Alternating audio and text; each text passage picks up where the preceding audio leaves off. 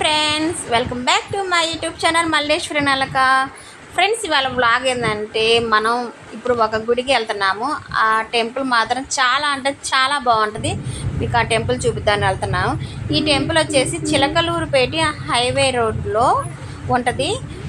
వినాయక స్వామి temple అనమాట. చాలా అంటే చాలా బాగుంటుంది. ఒకసారి చూడండి, ఇది ఎంట్రీ అనమాట. లోపలికి వచ్చేసాము. కార్లో నేను, మా వారు, మా పిల్లలు వచ్చేసాము. ముందుగా కొబ్బరికాయలు తీసుకున్నాము. పూజ కావాల్సిన సామాగ్రి తీసుకొని ఎంటర్ అవుతున్నాము.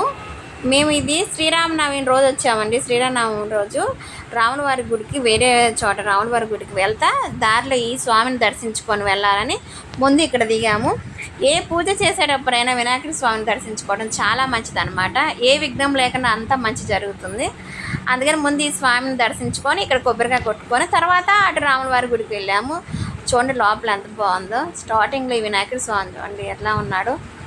కానీ మాకు తెలిసి మాకు దగ్గరలో ఉన్న క్షేత్రాల్లో ఇది మాత్రం చాలా అంటే చాలా చాలా ప్రసిద్ధమైందండి.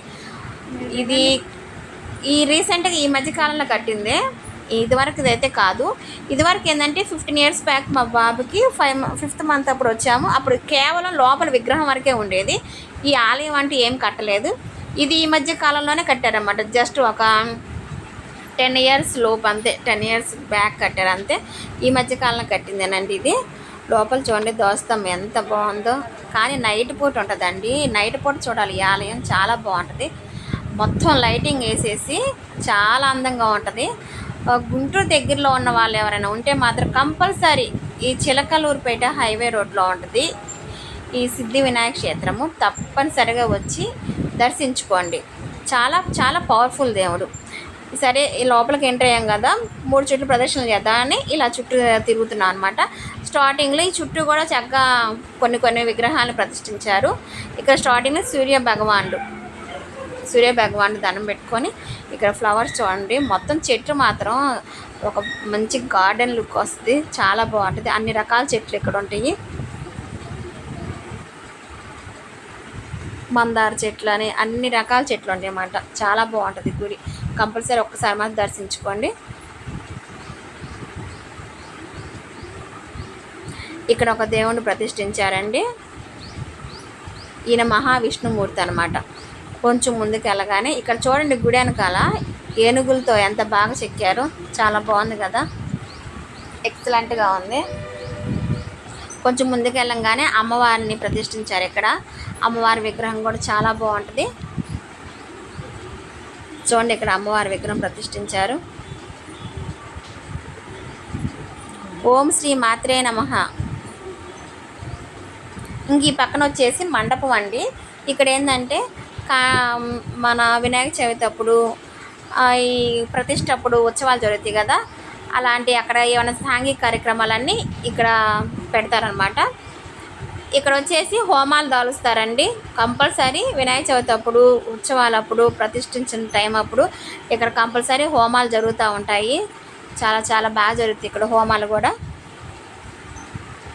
కొంచెం ముందుకు వెళ్తే శివలింగాకారం. మా శివయ్యని దర్శించుకోండి. మా కులదేవం అనమాట ఆ శివయ్య. ఆ శివయ్యని దర్శించుకోండి. ఇక్కడ వీడియోలు అయితే తొందరగా తీయకూడదు. ఆ పంతులు గారు లేరని నేను అభిప్రాయం తీసేసాను అనమాట. కానీ అందరు తీస్తున్నారు. అందరు తీసినా నేను కూడా తీసాను. శివలింగాకారం. ఇంకెక్కడ గణపయ్య అండి. గణపయ్యకి గరికంటే చాలా ఇష్టం కదా. అందరూ ఆయనకి గరికను సమర్పించి దండం పెట్టుకుంటున్నారు. స్వామి కూడా కనపడగానే గరికతో నింపేశారండి. వీళ్ళు ఈ గుడి ధర్మకర్తలు. ఈ గుడి కట్టించిన వాళ్ళు వీళ్ళేనండి. సరే, ఇంకా లోపలికి ఎంటర్ అవుదామా? పదండి, వెళ్ళిపోదాం. లోపలికి రాగానే చూడండి గుడి లోపల వ్యూ ఇలా ఉంటుంది. ఎంత బాగుంటుందో. నైట్ పూట మాత్రం చాలా అంటే చాలా బాగుంటుందండి. లైటింగ్ అని చాలా అందంగా ఉంటుంది. పోయినసారి మేము వచ్చాము. పోయినసారి ఉగాది అప్పుడు వచ్చినట్టున్నాము. అప్పుడైతే ఫుల్ లైటింగ్ నైట్ పూట వచ్చాము. అప్పుడు వీడియో తీశాను, కానీ ఆ వీడియో క్లిప్స్ కొన్ని పోయినాయి. అందుకని అది పెట్టలేకపోయాను. ఇప్పుడైతే ఈ ఫుల్ వీడియో ఇప్పుడు తీస్తున్నాను. ఇప్పుడు పెడదామని ఇప్పుడు అనుకున్నాను. ఇంకా స్వామిని చూసేయండి. ఈ స్వామి 18 అడుగులు ఉంటారండి. వినాయకుడి స్వామి 18 అడుగులు. వినాయకుడి స్వామి ఏకశిలా విగ్రహం అనమాట. ఏకశిలా విగ్రహం. ఇది వచ్చేసి హుండీ. ఆ స్వామివారి కానుకలు ఏమైనా వేయాలంటే ఆ హుండీలో వేయాలి. 18 అడుగుల స్వామి అండి. ఎక్సెల విగ్రహం, నల్లని నల్లని రాతి విగ్రహం అనమాట.